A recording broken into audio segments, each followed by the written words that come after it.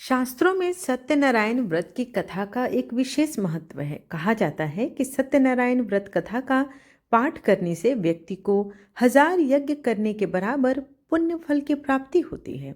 सत्यनारायण भगवान व्रत कथा में भगवान विष्णु के सत्य स्वरूप वाले रूप की पूजा की जाती है। इस व्रत का पाठ करने से घर में सुख समृद्धि का वास होता है और भगवान विष्णु की कृपा बनी रहती है। तो आइए आज की वीडियो में रसपान करते हैं सत्यनारायण व्रत कथा का। तो सबसे पहला अध्याय कुछ इस प्रकार है। एक समय की बात है कि नैमिषारण्य तीर्थ में सौनकादिक 88,000 ऋषियों ने श्री सूत जी से पूछा, हे प्रभु, इस कलयुग में वेद विद्या रहित मनुष्यों को प्रभु भक्ति किस प्रकार मिल सकती है तथा उनका उद्धार कैसे होगा। हे मुनि श्रेष्ठ, कोई ऐसा तप बताइए जिसे थोड़े समय में ही पुण्य मिले और मनोवांछित फलों की प्राप्ति भी हो। इस प्रकार की कथा सुनने की हम आपसे इच्छा रखते हैं। सर्वशास्त्रों के ज्ञाता सूत जी बोले, हे वैष्णव में पूज्य, आप सभी ने प्राणियों के हित की बात पूछी है, इसलिए मैं इस ऐसे श्रेष्ठ व्रत को आप लोगों को बताऊंगा जिसे नारद जी ने लक्ष्मी नारायण जी से पूछा था और लक्ष्मीपति ने मुनि श्रेष्ठ नारद जी से कहा था। आप सब इसे ध्यान से सुने। एक समय की बात है कि योगीराज नारद जी दूसरों के हित की इच्छा करने वाले अनेकों लोकों में घूमते हुए मृत्यु लोक में आ पहुंचे और यहाँ उन्होंने अनेक योनियों में जन्मे प्रायः सभी मनुष्यों को अपने कर्मों के द्वारा अनेकों दुखों से पीड़ित देखा। उनका दुख देख नारद जी सोचने लगे कि कैसा यत्न किया जाए जिसके करने से निश्चित रूप से मानव के दुखों का अंत हो जाए। इसी विचार पर मनन करते हुए वह विष्णु लोक में गए। वहां वह देवों के ईश भगवान नारायण की स्तुति करने लगे, जिनके हाथों में शंख चक्र गदा और पद्म थे, गले में वरमाला पहने हुए थे। स्तुति करते हुए नारद जी बोले, हे भगवान, आप अत्यंत शक्ति से संपन्न हैं। मन तथा वाणी भी आपको नहीं हो पा सकती। आदि मध्य तथा अंत नहीं है। निर्गुण स्वरूप सृष्टि के कारण भक्तों के दुख को दूर करने वाले आपको मेरा नमस्कार है। नारद जी की स्तुति सुन विष्णु भगवान बोले, हे मुनि श्रेष्ठ, आपके मन में क्या बात है? आप किस काम के लिए पधारे हैं, उसे निसंकोच कहो। इस पर नारद मुनि बोले कि मृत्यु लोक में अनेक योनियों में जन्मे मनुष्य अपने कर्मों के द्वारा अनेकों दुख से दुखी हो रहे हैं। नाथ, आप मुझ पर दया रखते हैं तो कृपा कर के कुछ ऐसा व्रत बताइए जिससे थोड़े से ही प्रयास से ही मनुष्य अपने दुखों से छुटकारा पा सकता है। श्री हरि बोले, हे नारद, मनुष्यों की भलाई के लिए तुमने बहुत ही अच्छी बात पूछी है, जिससे करने से मनुष्य मोह से छूट जाता है। वह बात मैं कहता हूँ, उसे सुनो। स्वर्ग लोक व मृत्यु लोक दोनों में एक दुर्लभ उत्तम व्रत है जो पुण्य देने वाला है। आज प्रेमवश होकर मैं उसे तुमसे कहता हूँ। श्री सत्यनारायण भगवान का यह व्रत अच्छी तरह विधान पूर्वक करके मनुष्य तुरंत ही यहाँ सुख भोग कर मरने पर मोक्ष प्राप्त करता है। श्री हरि के वचन सुन नारद जी बोले कि उस व्रत का फल क्या है और उसका विधान क्या है। यह व्रत किसने किया था? इस व्रत को किस दिन करना चाहिए? सब कुछ विस्तार पूर्वक बतलाए। नारद जी की बात सुनकर श्री हरि बोले, दुख व शोक को दूर करने वाला यह व्रत सभी स्थानों पर विजय दिलाने वाला है। मानव को भक्ति व श्रद्धा के साथ शाम को श्री सत्यनारायण की पूजा धर्मपरायण होकर ब्राह्मणों और बंधुओं के साथ करनी चाहिए। भक्ति भाव से ही नैवेद्य, केले का फल, घी और गेहूं का आटा सवैया लें। गेहूं के स्थान पर साठी का आटा, शक्कर तथा गुड़ लेकर वह सभी भक्षण योग्य पदार्थों को मिलाकर भगवान का भोग लगाएं। ब्राह्मणों सहित बंधु बांधवों को भी भोजन कराएं। उसके बाद स्वयं भोजन करें। भजन कीर्तन के समय भगवान की भक्ति में लीन हो जाए। इस तरह से सत्यनारायण भगवान का यह व्रत करने पर मनुष्य की सारी इच्छाएं निश्चित रूप से पूरी होती हैं। इस कलिकाल अर्थात कलयुग में मृत्यु लोक में मोक्ष का यही एक सरल उपाय है। इस प्रकार सत्यनारायण व्रत कथा का पहला अध्याय यही समाप्त हुआ। सत्यनारायण कथा द्वितीय अध्याय।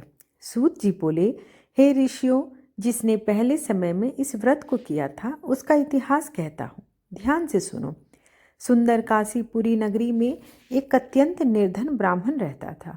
भूख प्यास से परेशान वह धरती पर घूमता रहता था। ब्राह्मणों से प्रेम से करने वाले भगवान ने एक दिन ब्राह्मण का वेश धारण कर उसके पास जाकर पूछा, हे विप्र, नित्य दुखी होकर तुम कहाँ पृथ्वी पर घूमते हो? दिन ब्राह्मण बोला, मैं निर्धन ब्राह्मण हूँ, भिक्षा के लिए धरती पर घूमता हूँ। हे भगवान, यदि आप इसका कोई उपाय जानते हो तो बताएं। वृद्ध ब्राह्मण कहता है कि सत्यनारायण भगवान मनोवांछित फल देने वाले हैं, इसलिए तुम उनका पूजन करो। इसे करने से मनुष्य सभी दुखों से मुक्त हो जाता है। वृद्ध ब्राह्मण बनकर आए श्री सत्यनारायण भगवान उस निर्धन ब्राह्मण को व्रत का सारा विधान बताकर अंतर ध्यान हो गए। ब्राह्मण मन ही मन सोचने लगा कि जिस व्रत को वृद्ध ब्राह्मण कहने आए थे, मैं उसे जरूर करूँगा। यह निश्चय करने के बाद उसे रात में नींद नहीं आई। वह सवेरे उठकर सत्यनारायण भगवान के व्रत का निश्चय कर भिक्षा के लिए चला गया। उस दिन निर्धन ब्राह्मण को भिक्षा में बहुत सारा धन मिला, जिससे उसने बंधु बांधवों के साथ मिलकर श्री सत्यनारायण भगवान का व्रत संपन्न किया। भगवान सत्यनारायण का व्रत संपन्न करने के बाद वह निर्धन ब्राह्मण सभी दुखों से छूट गया और अनेक प्रकार की संपत्तियों से मुक्त हो गया। उसी समय से यह ब्राह्मण हर माह इस व्रत को करने लगा। इस तरह से सत्यनारायण भगवान के व्रत को जो मनुष्य करेगा वह सभी प्रकार के पापों से छूटकर मोक्ष को प्राप्त होगा। जो मनुष्य इस व्रत को करेगा वह भी सभी दुखों से मुक्त हो जाएगा। सूत जी बोले कि इस तरह से नारद जी से नारायण जी का कहा हुआ श्री सत्यनारायण व्रत को मैंने तुमसे कहा। हे विप्रो, मैं अब और क्या कहूँ? ऋषि बोले, हे मुनिवर, संसार में उस विप्र से सुनकर और किस किसने इस व्रत को किया, हम इस बात को सुनना चाहते हैं। इसके लिए हमारे मन में श्रद्धा का भाव है। सूत जी बोले, हे मुनियों, जिसने इस व्रत को किया वह कथा अब सुनो। एक समय वही विप्र धन व ऐश्वर्य के अनुसार अपने बंधु बांधवों के साथ इस व्रत को करने को तैयार हुआ। उसी समय एक लकड़ी बेचने वाला बूढ़ा आदमी आया और लकड़ियां बाहर रखकर अंदर ब्राह्मण के घर में गया। प्यास से दुखी वह लकड़हारा उनको व्रत करते देख विप्र को नमस्कार कर पूछने लगा, आप यह क्या कर रहे हैं तथा इसे करने से क्या फल मिलेगा? कृपया कर मुझे भी बतलाएं। ब्राह्मण ने कहा कि सब मनोकामनाओं को पूरा करने वाला यह सत्यनारायण भगवान का व्रत है। इनकी कृपा से ही मेरे घर में धन धान आदि की वृद्धि हुई है। विप्र से सत्यनारायण व्रत के बारे में जानकर लकड़हारा बहुत प्रसन्न हुआ। चरणामृत लेकर वह प्रसाद खाने के बाद वह अपने घर गया। लकड़हारे ने अपने मन में संकल्प किया कि आज लकड़ी बेचने से जो धन मिलेगा उसी से श्री सत्यनारायण भगवान का उत्तम व्रत करूंगा। मन में विचार कर बूढ़ा आदमी सिर पर लकड़ियां रख उस नगर में बेचने गया जहां धनी लोग रहते थे। उस नगर में उसे अपनी लकड़ियों का दाम पहले से 4 गुना अधिक मिलता है। बूढ़ा प्रसन्नता के साथ दाम लेकर केले, शक्कर, घी, दूध, दही और गेहूं का आटा ले श्री सत्यनारायण भगवान के व्रत की समस्त सामग्रियां लेकर अपने घर गया। वहां उसने अपने बंधु बांधवों को बुलाकर विधि विधान से श्री सत्यनारायण भगवान का पूजन और व्रत किया।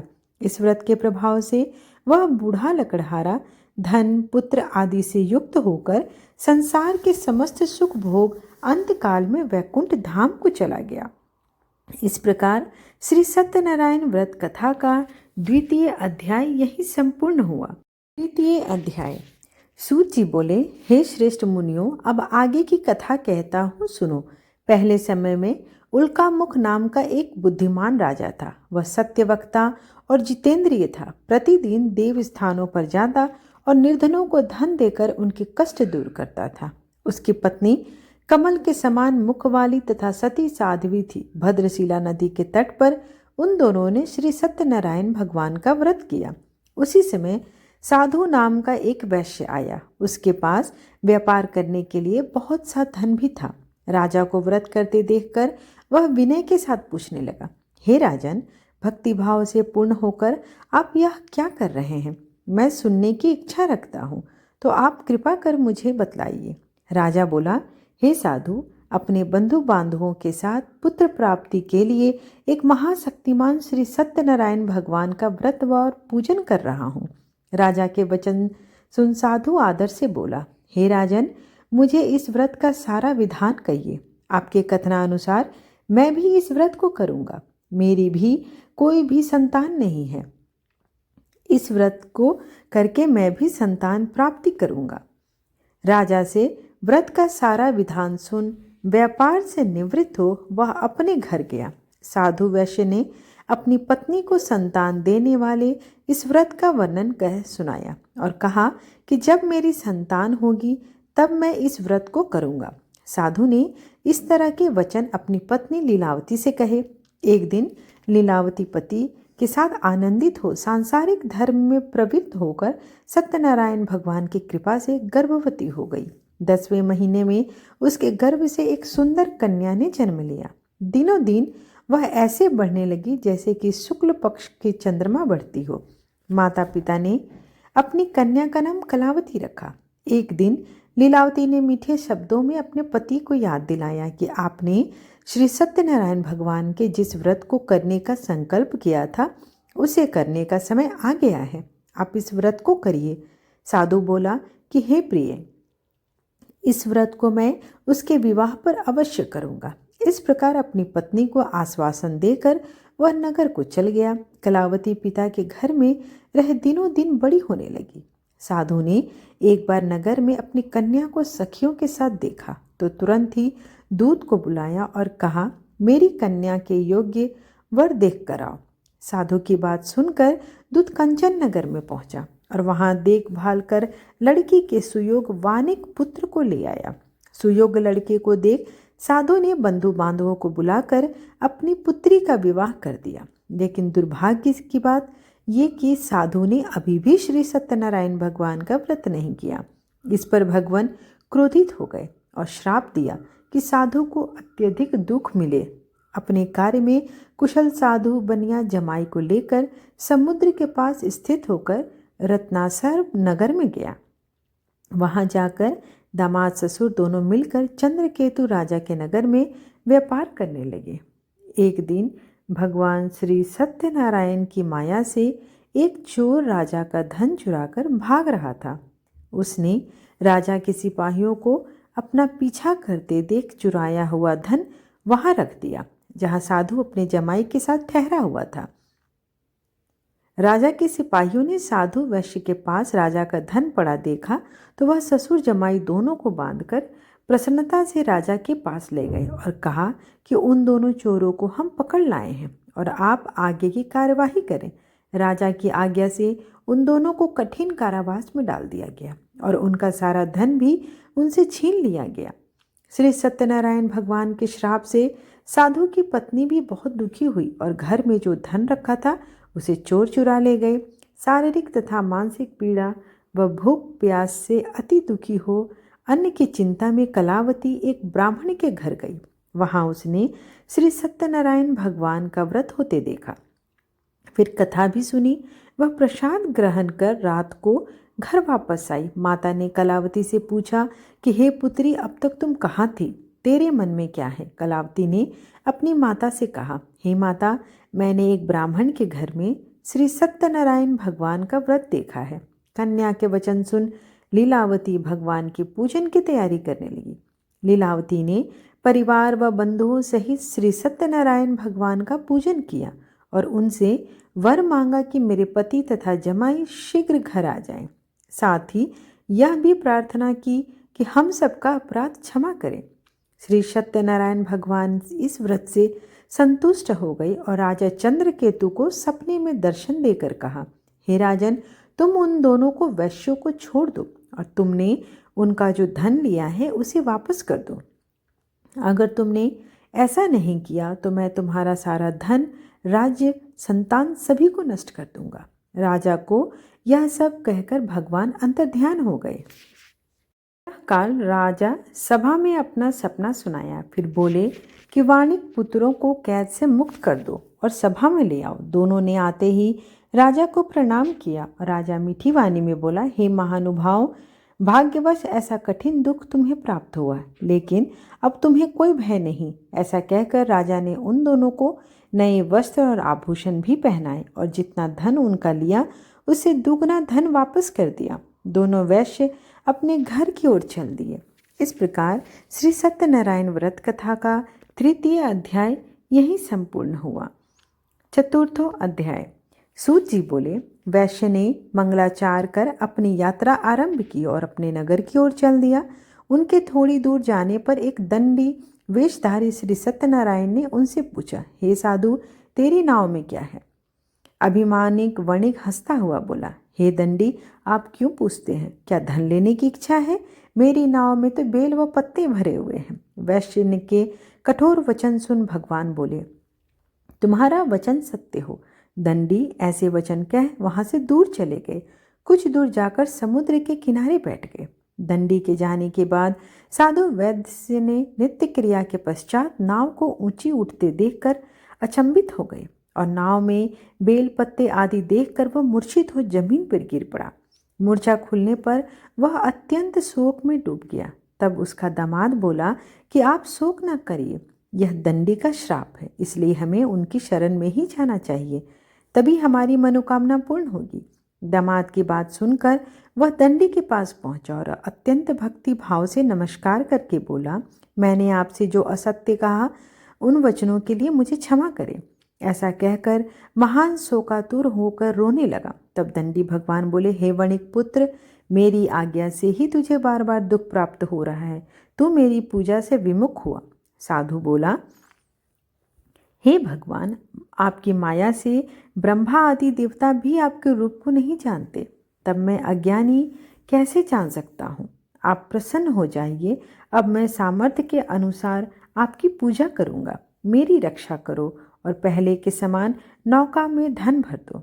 साधु वैश्य के भक्तिपूर्वक वचन सुनकर भगवान प्रसन्न हो गए और उसकी इच्छा अनुसार वरदान देकर अंतर्ध्यान हो गए। ससुर जमाई जब नाव पर आए तो नाव पर धन से भरी हुई थी। फिर वहीं अपने अन्य साथियों के साथ सत्यनारायण भगवान का पूजन कर अपने नगर को चल दिए। जब वे नगर के नज़दीक पहुंचे तो दूत को घर पर खबर देने के लिए भेजे। दूत साधु की पत्नी को प्रणाम करके कहता है, मालकिन अपने मालिक और दामाद सहित नगर के निकट आए हैं। दूत की बात सुन साधु की पत्नी लीलावती ने बड़े हर्ष के साथ सत्यनारायण भगवान का पूजन कर अपनी पुत्री कलावती से कहा, मैं अपने पति के दर्शन को जाती हूँ, तू कार्य पूर्ण कर शीघ्र आ जाना। माता के ऐसे वचन सुनकर कलावती जल्दीबाजी में प्रसाद छोड़ दिया और अपने पति को देखने चली गई। प्रसाद की अनादर होने के कारण श्री सत्यनारायण भगवान रुष्ट हो गए और नाव सहित उसके पति को पानी में डुबो दिया। कलावती अपने पति को वहां न पाकर रोती हुई जमीन पर गिर पड़ी। नौका को डूबा हुआ देख व कन्या को रोता देख साधु दुखी होकर बोला कि हे प्रभु, मुझसे तथा मेरे परिवार से जो भूल हुई है उसे क्षमा करें। साधु के दिन वचन सुनकर श्री सत्यनारायण भगवान प्रसन्न हो गए और आकाशवाणी हुई, हे साधु, तेरी कन्या मेरे प्रसाद को छोड़ कर आई है और इसलिए इसका पति अदृश्य हो गया है। यदि वह घर जाकर प्रसाद खाकर लौटती है तो इसका पति अवश्य मिलेगा। ऐसी आकाशवाणी सुनकर कलावती घर पहुंचकर प्रसाद ग्रहण करती है और फिर आकर अपने पति के दर्शन करती है। उसके बाद साधु अपने बंधु बांधवों सहित श्री सत्यनारायण भगवान का विधि विधान से पूजन करता है तथा इस लोक में सुख को भोग कर अंत में स्वर्ग को प्राप्त होता है। इस प्रकार श्री सत्यनारायण व्रत कथा का चतुर्थ अध्याय समाप्त हुआ। पंचमो अध्याय। सूत जी बोले, हे ऋषियों, मैं और भी एक कथा सुनाता हूँ, उसे भी ध्यानपूर्वक सुनो। प्रजापालन में लीन तुंगध्वज नाम का एक राजा था। उसने भी भगवान का प्रसाद त्याग कर बहुत ही दुख पाया।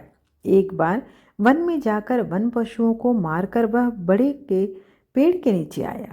वहां उसने ग्वालों को भक्तिभाव से अपने बंधु बांधवों से श्री सत्यनारायण भगवान का पूजन करते देखा। अभिमानवश राजा ना वहाँ गया और ना ही भगवान को नमस्कार किया। ग्वालों ने जब राजा को प्रसाद दिया तो उस प्रसाद को भी नहीं खाया और प्रसाद वहीं छोड़कर अपने नगर को चल दिया। जब वह नगर में पहुंचा तो वहाँ सब कुछ तहस नहस हुआ पाया, तो वह शीघ्र ही समझ गया कि यह सब भगवान ने ही किया है। वह दोबारा ग्वालों के पास पहुंचा और विधि पूर्वक पूजा करके प्रसाद खाया। तो श्री सत्यनारायण भगवान की कृपा से सब कुछ पहले जैसा हो गया। दीर्घ काल तक सुख भोगने के बाद मरने के उपरांत उसे स्वर्गलोक की प्राप्ति हुई। जो मनुष्य परम दुर्लभ इस व्रत को करेगा तो भगवान श्री सत्यनारायण की अनुकंपा से उसे धन्य धान्य की प्राप्ति होगी। निर्धन धनी हो जाता है और भय मुक्त हो जीवन जीता है। संतानहीन मनुष्य को संतान की प्राप्ति होती है और सारे मनोरथ पूर्ण होने पर मानव अंतकाल में वैकुंठ धाम को जाता है। सूत जी बोले, जिन्होंने पहले इस व्रत को किया अब उनके दूसरे जन्म की कथा कहता हूँ। वृद्ध सतानंद ब्राह्मण ने सुदामा का जन्म लेकर मोक्ष की प्राप्ति की। लकड़हारे ने अगले जन्म में निषाद राजगुह बनकर मोक्ष की प्राप्ति की।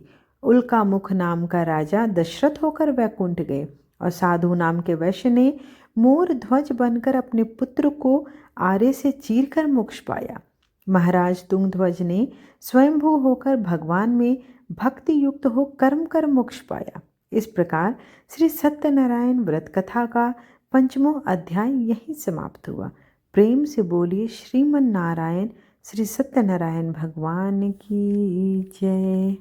आज की कथा और वीडियो आपको अच्छी लगी हो तो चैनल को लाइक, शेयर एंड सब्सक्राइब करना बिल्कुल ना भूलें और कमेंट बॉक्स में लिखें जय श्री सत्यनारायण भगवान। धन्यवाद।